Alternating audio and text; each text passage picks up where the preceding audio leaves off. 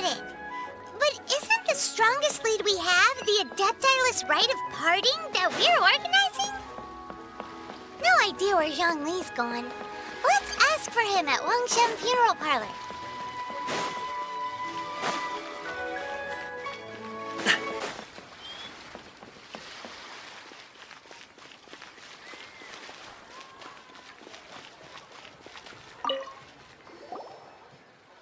Is there anything I can do for you two? I'm afraid that Wangshan Funeral Parlor isn't in the best state to receive guests. We've come to see Zhongli. Could you please tell him we're here? Unfortunately, Zhongli isn't here at the moment. It seems he went to Northland Bank. Doesn't the Northland Bank belong to the Fatui? Last time we saw Zhongli was before we went to the Golden House. Do you think he doesn't know about the attack on Liyue? Visiting the Fatui at a time like this could only mean more trouble. We had better go and make sure that everything is okay.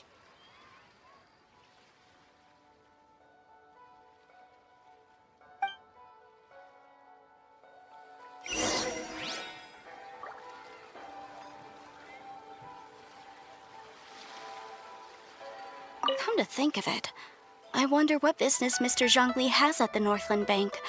He didn't tell me either.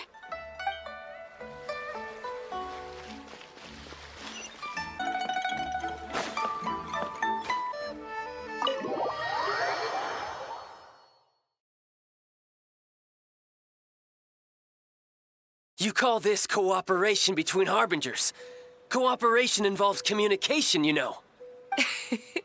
Don't take it to heart, child. Besides, aren't you happy that you got to skip the formalities and bring chaos to the land? I'm sure you must have enjoyed that. Oh, it seems that some of your friends have arrived. Hey, it's Zhongli and Child. And you! You're also one of the Harbingers? It's you two. I believe we've met once before. In the city of Bards, was it? I'm glad you still remember my name. Ah, right. I imagine that it must have been rather hard to forget watching helplessly as something precious was snatched away from your friend. Well, if it isn't you two. This is our first time seeing each other since Liyue was nearly wiped off the map. This is certainly a bit awkward, wouldn't you say? Paimon knew that we should never have trusted a Fatui Harbinger. Oh, now don't say that. Sure, I may have misled you, but I never had anything against you personally. Besides, I thought we were getting along quite well together, didn't you? Except for that little tussle we had at the end. Nothing personal. We just have different views, that's all. Of course, you may very well hold this against me, but that's up to you. The real deceivers here are Senora and Zhongli. Curse them for leading me on. So actually, I think... Stop wasting time, child. There'll be plenty of time to chat once I'm through here. You remember the agreement, Morax. Now, if you would be so kind. The Gnosis, please. What in the world are you talking about? The contract is fulfilled. That which thou seeketh is now bestowed unto thee. For my promise is solid as stone.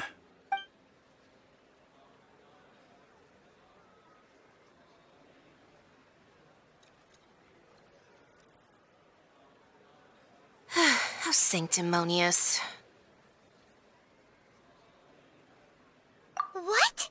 So you're the Lord of Chio? No, wait. That's an exciting twist and all, but why give the Gnosis to the Fatui? I do not give it for free. I give it as agreed upon in the contract. For it is a matter solely between the Tsaritsa and I. Yeah, you don't think you went a little bit too far with that whole fake death thing? Everyone was preparing the ceremony for you, and splat!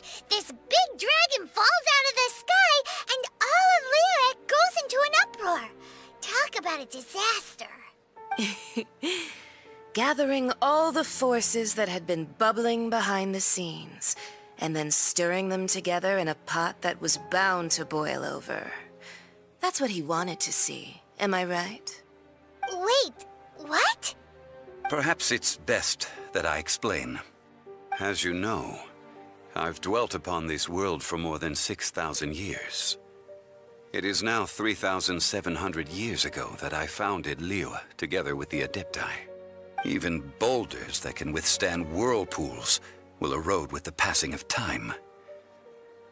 I kept convincing myself that cracks had not begun to form, and that the end of my time had not yet come, until one drizzly day, as I was strolling along the harbor, I heard a merchant tell one of his workers, "You finished your duties.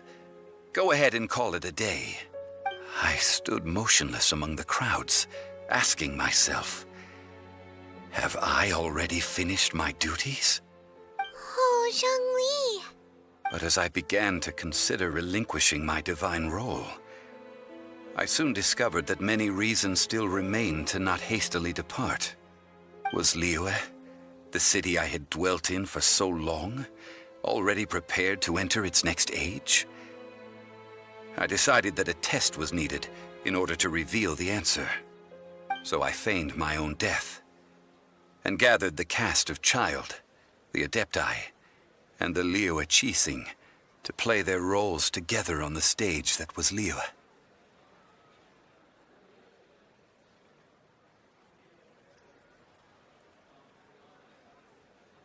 That's right. Which is why I continued to safeguard the Gnosis until now.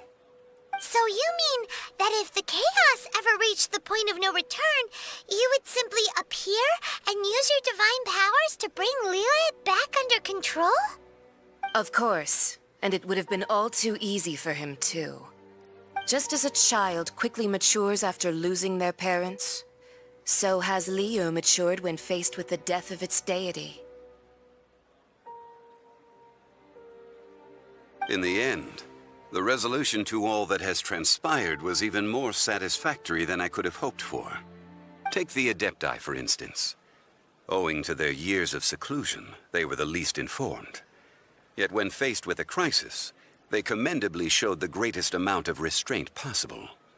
Not only did they manage to cooperate with the Qixing, but in the end, they even made efforts to understand the hearts of the people. Credit is also due to Signora, the emissary dispatched by the Cryo-Archon to fulfill our contract. At my request, she kept everything she knew in strict confidence. This despite the eavesdropping ears of her colleague, Child. This meant I could remain as Zhongli, even having the chance to fulfill the age-old traditions of Liyue in this mortal form. Thank you for joining me on this journey, traveler. All of these things turned out as I had planned. There is only one thing that I had not anticipated, and that was the conduct of the Liyue Qixing. I had expected them to do no more than the Adepti, to come to the defense of Liyue. But when all was said and done, they seized the opportunity to supplant Liyue's divine protectors, and used the subsequent power vacuum left by my death to quickly gain complete control of Liyue. Huh? That doesn't sound good at all. On the contrary, I think it is excellent. I had always feared that it was too soon for them to take over from me. And it was also that which I longed for the most. As such, this is the best parting gift anyone could have given this god of old. Hey, what about me? Doesn't anyone feel the least bit of remorse for deceiving me? You've practically kept me in the dark. I think that thanks would be more appropriate. You certainly played no small part in all of this, wreaking havoc and turning the city upside down. The Lord of Geo ought to thank you for your performance, if anything. If you hadn't created the pressure of a battle between mortals, Adepti, and a god, the lump of coal resting in the hands of the Geo-Archon, Liyue, would never have been able to become a dazzling diamond of a city. Huh? Just whose side are you on, mocking me like that? Are you itching for a fight? Be that as it may, you've come out of this as the hero of Liyue. I, on the other hand, will be forever prescribed as a disturber of the peace, no? Well then, with the Gnosis in my possession, I have no use for such idle chatter. We should return to Zappolyarny Palace and seek an audience with Her Majesty, the Tsaritsa. Come, child. Fine. I'll meet you there later. I'm not sharing a boat with the likes of you. Do as you wish.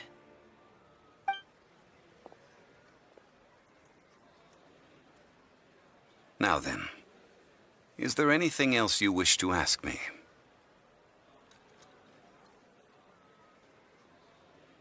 Right! As Zhongli always told us, a good trade is a fair trade. Paimon has no idea what could be a good trade for a Gnosis. Realistically speaking, there is no such thing. Huh? However, I am the god of contracts. For thousands of years, I have made countless contracts. If the deal was of no benefit, then I certainly would not be inclined to agree to it. My agreement with the Cryo-Archon will be the last of my contracts as the Geo-Archon. My contract to end all contracts. As for the bargaining chip that the Tsaritsa used to balance the scales, uncover that answer for yourself in your future journeys.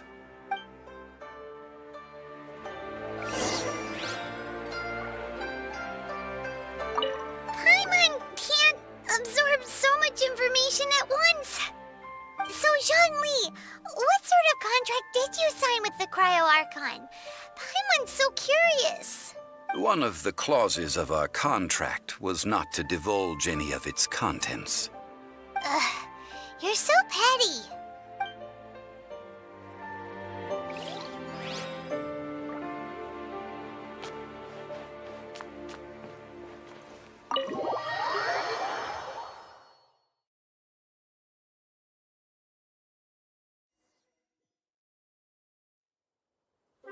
Today's the day of the Rite of Parting. Although the star of the show is fake, we spent so much time trying to organize it, it would be a real shame not to go there now.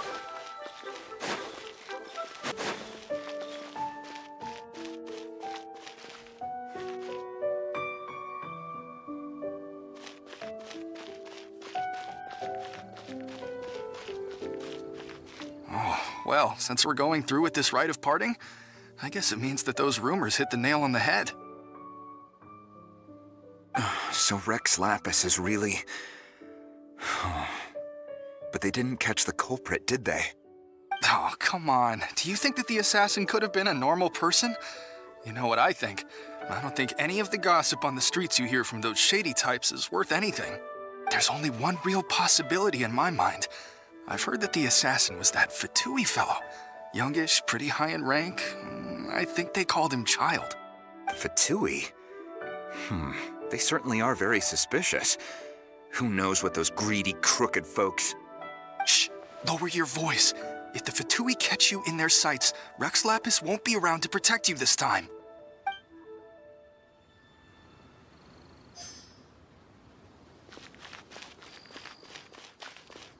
You know that god from the ocean couldn't have just shown up out of nowhere. I mean, it's been 2,000 years since Rex Lapis subdued it. Yes, and to think that this happened right on the heels of the incident with Rex Lapis, too. Say, do you think the person who assassinated our lord and released that evil god might have been one and the same? Now that you mention it, that's very possible. Yes, it's very possible indeed. I mean, it all fits together. That person must have colluded with the evil god to harm Rex Lapis. Oh, that wicked, black-hearted scoundrel. Still, what sort of supernatural prowess must this person possess to be able to do such things? I have never heard of such a person in all my years. Ah, forget it. Guessing's no use to us. Look, the Millelith over there looks like he's about to make an announcement. Let's hear what the Ministry of Civil Affairs has to say first.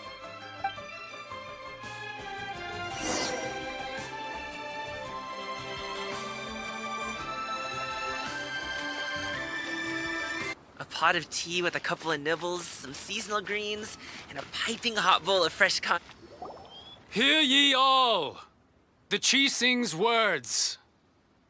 Though a dragon soars ageless as the mountains, it too must return to dust. This is common knowledge. Gods and Adepti live glorious lives, but both light and shadow have their season. So too must they face divinely appointed trials. Rumors and hearsay abound on the streets that Rex Lapis was murdered. Now, let the truth be revealed. Having been thwarted in his trial, Rex Lapis's soul has recouped the celestial heights. He beseeches the people of Liyue to grieve not and to let not their hearts be saddened. Nor are they to believe street-born rumors or indulge in baseless speculation.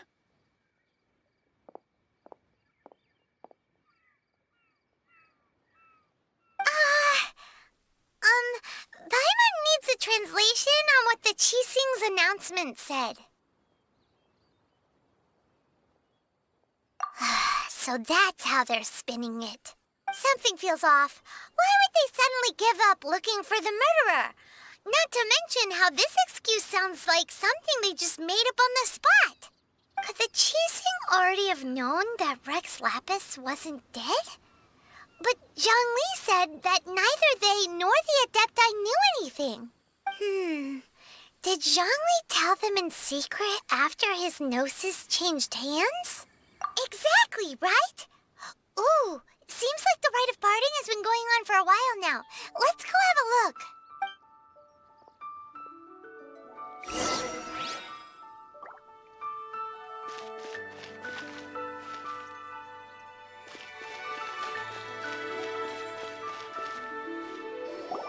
Look, it's Ningguang and Keqing. Are they saying something? Are their speeches over? As said previously, Rex Lapis's soul returning to the heavens is the end of the contract. And it is also the end of an era. 3,700 years of contracts burnt and reduced to ash. We, the people of Liyue, were indeed prosperous. But blinded by our prosperity, we forgot that time can be pitiless. The long, unending dream of our Archon walking among us. Now that we have awoken from our dream, we must learn to say farewell. Will you stand with us as we re-establish our contracts? As we build a new age of prosperity? So concludes the words of Her Eminence the Tianquan. Does Her Eminence the Yuheng have anything to add? Huh? Is she looking this way? Traveler. Yikes! She really is looking our way! Is that the traveler who they say defeated the ancient god? So young. The Liyue Qixing always repay their debts. And as you have heard, our eyes see far and our reach is long. Name your price. You deserve that much. Whoa!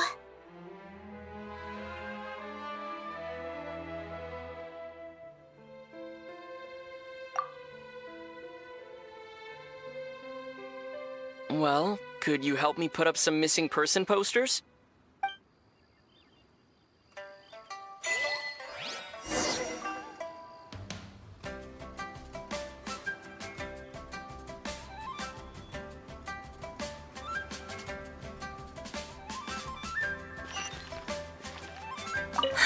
And to think I'd put my best perfume on before coming here, thinking you'd like it. But it seems as if those perfumes really were meant to be offered to Rex Lapis. Well, that's fine. Suffer no rivals in love, they say. And that's 3 gone in 1 stroke.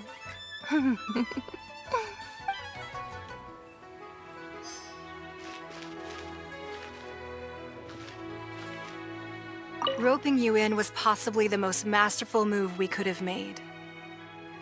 I believe that future generations will say so too when our deeds come up for their review.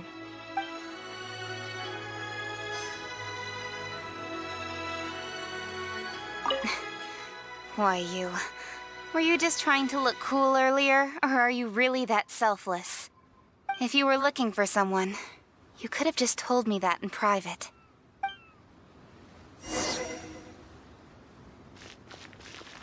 The cleanup of the premises, managing the crowds as they exit, making an account of the rite. There's much that remains to be done. I didn't miss anything, did I?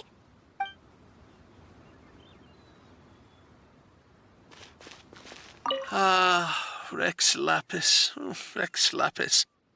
Now that I think about it, if everyone's of the same mind as me, perhaps mementos for Rex Lapis might be the best short-term business opportunity.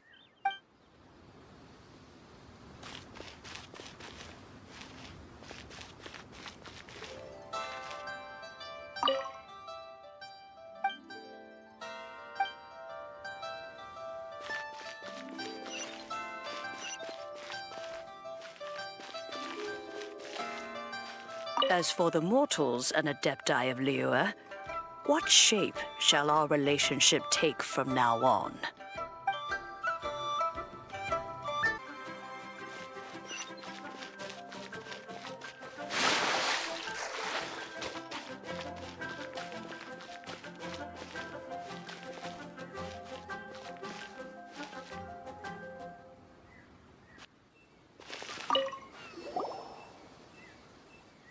Hey, Zhongli!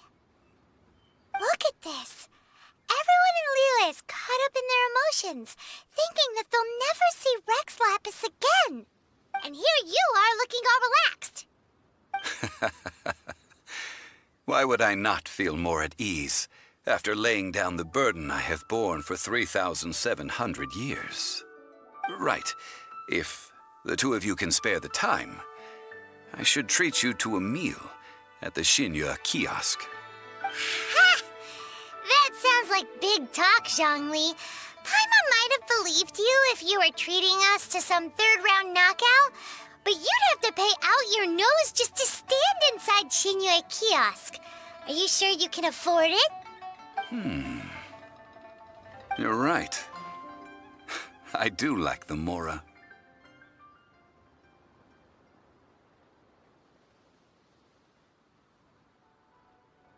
As the Rex Lapis Morax, I can easily create Mora. But since I have chosen to walk this earth as the mortal Zhongli, I should abide by the same rules that mortals do. When I was journeying with you, though I still had the Gnosis in hand, I knew that I must soon retire from my role as an Archon, so I had to rehearse a little for my new life. Oh, no wonder. Paimon gets it now. You didn't look at the price tags when we were spending because you've never had to. But since you weren't used to not being able to just make more Mora as and when you wanted to, you had to try becoming a parasite to society who lives off of other people's credit. Well, we were only spending Fatui money. You don't have to say it like that. In the City of Commerce, we do not merely exchange money or goods. We also exchange knowledge, memories, and foresight, as well as positions, roles, and lives.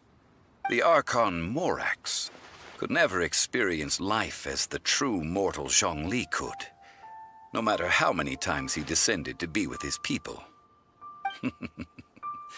I must thank you for that.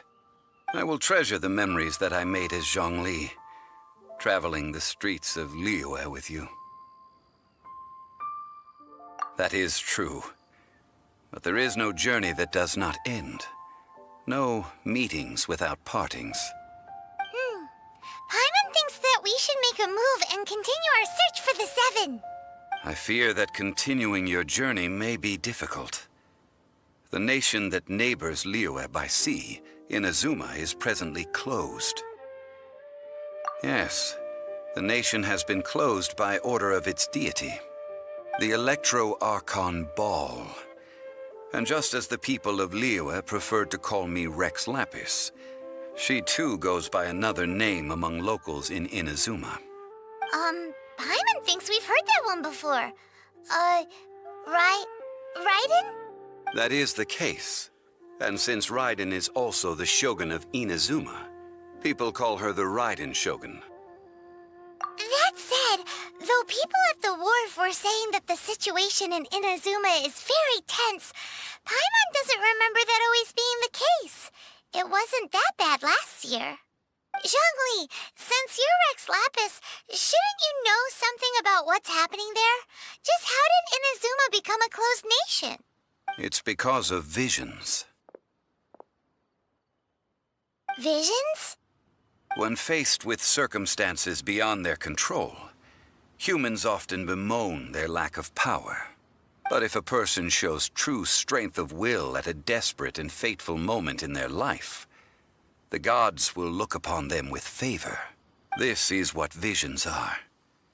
Magical foci bestowed upon those who have been acknowledged by the gods. Uh-huh. That's how people in Teyvat see it. But starting from last year, the Raiden Shogun began promulgating the Vision Hunt Decree. Vision Hunt Decree? Yes. It was an order to seize all visions within Inazuma's borders, and to inlay them upon the hands of the statue of the omnipresent god. They want to seize visions. But why? Aren't visions blessings from the gods? I should think that in the Raiden Shogun's eyes, it is precisely because they are divine blessings that they should be under the sole dominion of divinity. Whoa, that's harsh. The Animo Archon is the god of freedom, and the Geo Archon is the god of contracts. For her part, the Raiden Shogun is the god of eternity. It seems as though she has finally decided to eliminate any unstable elements that could pose a threat to her eternal realm. The fact that even I, the oldest of the seven, have now passed away, will only strengthen her resolve to pursue eternity. Knowing her, she must have again quoted that adage she is most fond of when proclaiming that decree to her people. 7 ideals for 7 gods, and of these, eternity is nearest unto the heavenly principles. All right then. Was there anything else you wish to know? Ah, that was a good one. Failing a divine trial. How they came up with that excuse, I will never know. That said, the reason why the Qixing were so eager to resolve the incident and stop pursuing the culprit was indeed because they received news in secret that Rex Lapis was not dead. I hinted as much to the Adepti as well. How did I accomplish that, you ask? Have you ever heard of this particularly convenient Adepti art known as gifting dreams and visions? All right then. Was there anything else you wished to know? Yeah, about that. Before the Qixing made their announcement, we listened to a lot of people talking on the way.